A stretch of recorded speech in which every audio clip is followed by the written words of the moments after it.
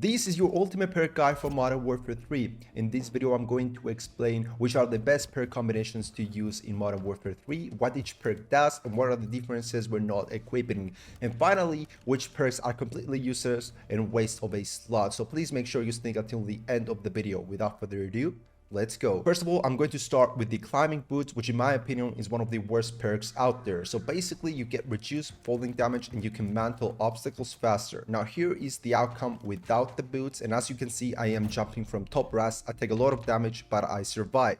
Normally in any previous COD titles that would have killed me, so really I don't see the point of using this perk for fall damage at all, especially in multiplayer. However, in Warzone it could be a different story because you do not get stunned when falling, and it can be beneficial in some situation. Again, here's a clip of me using the climbing boots, and as you can see, the fall damage is slightly less than before, but still you don't necessarily need this perk to survive high jumps. Now when it comes to jumping obstacles, yes, there is a difference on the speed, but again, it's not a big deal. There are a lot of alternatives when it comes to choosing your boots perk.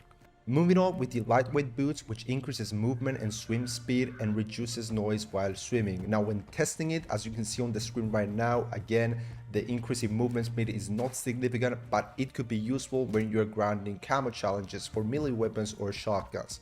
Keep in mind that you do get the effect of these boots by choosing the infantry vest and the running sneakers, which both give increase in attack sprint duration and less refresh time. Next, we have the tactical pads, which in my opinion, these are the second best boots to use. You get increased slide velocity as well as the ability to aim while sliding and increase crouch speed. Slide cancelling feels much better and quicker with no delay, and on top of that you eliminate tactical stance when sliding. Next, we have the stalker boots, which give increased strafe and ADS movement. So this is the classic stalker perk from previous COD titles, but again, in my opinion, it is a complete waste of a perk slot, as there are a ton of attachments you can use in any weapon class such as stocks and rare grips, which will increase your aim, walking movement speed and weapon strafe. Benefit I find from this perk is when you are trying to build the best ADS class setup, for example for snipers, but other than that I will not recommend it. Finally, my personal favorite, the cover sneakers are by far the best boots, especially for competitive, because they eliminate any footsteps down. Yes, there's a dead silence field upgrade which does the exact same thing, but it only lasts for a couple of seconds. So by using these, you don't have to worry about enemies who are soundboarding you. Moving on to the gloves, I'm going to start with one of the worst selections that you can use, and this is going to be the quick grip gloves, which basically allow you to swap your weapons faster. Kinda like the fast hands for MW2, but without the fast reload, which completely sucks. I mean, if you're only using a pistol as a secondary, then you don't need this perk. It can only be beneficial when holding a second primary or a grenade launcher. Next, we have the ordnance gloves, which allow you to throw equipment further and reset your nades. Again, not so useful, as there are better alternatives, and the difference in throwing lethals and tacticals is not so big. Next up are the commander gloves, which simply allow you to reload while sprinting, and instead of wasting a perk slot on these, I highly recommend you to choose the overkill vest, which gives you both commando and quick grip gloves effect, which is great for camo grinding. Scavenger gloves, pretty straightforward. You just resupply ammo and throwing knives from dead enemy. Used to be useful back in the day, but not anymore now. Coming up next are the marksman gloves, which are quite useful when using a sniper rifle, as they reduce weapon sway and flinch while ADS. Again, some weapons such as assault rifles have certain attachments which can deal with this issue.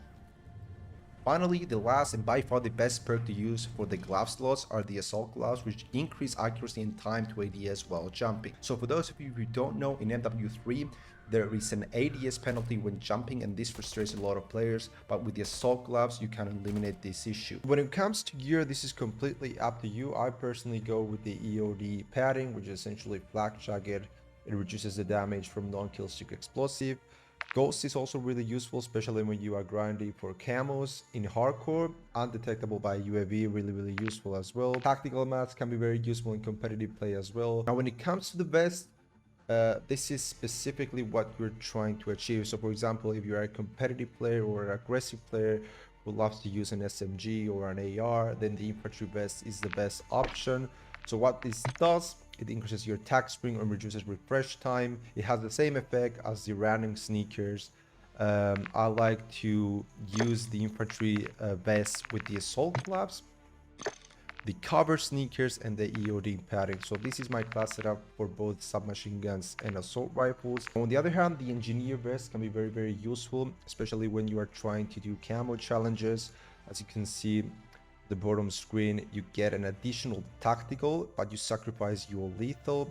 There are some SMG challenges that require to get a kill with to get 15 kills affected by your tactical. So in this case, the engineer perk might be very beneficial. Additionally, you can use the engineer perks to do this challenge, which is destroy 25 enemy equipment with a grenade launcher. So the engineer perks helps you spot the equipment through walls. Again, very useful. Now when it comes to the gunner vest, you get max ammunition and faster reload speed, but you're sacrificing your boots, which is one of the most important perks to have, and you can also have a second primary. It can be useful in some situations in multiplayer when you are grinding for camos. Next, we have the demolition vest, which allows you to resupply lethal and tactical equipment every 25 seconds. On top of that, you get 2 lethals. As you can see on the bottom corner, I have 2 Semtexes. This can be very beneficial when it comes to Warzone, but not in multiplayer. Next, we have the comms vest, which works exactly the same as the vest from Warzone 2. In addition to that, you are sacrificing your tactical to get an extra gear perk, which is awesome. But again, other than that, I don't think this is quite beneficial in multiplayer. Finally, one of my favorite vests to use when camo grinding is the overkill vest. So you get increased swap weapon speed, which is what the quick rig gloves do. You can reload while splinting, which is what the command gloves do. You can also have 2 primaries, 2 secondaries as well, which is something we never had before. You can carrying 2 secondaries in one class setup. You can get a primary and a secondary and vice versa. Pretty much you can do any combo you like. And on top of that, the only disadvantage you have with this perk is that you don't have a field upgrade. Again, when you are trying to go for a camo grind, I highly recommend you use this vest just to level up weapons faster and complete their challenges. So there we go, guys. That was the end of this video. If you enjoyed it, don't forget to drop a like, and I'll see you guys in my next video.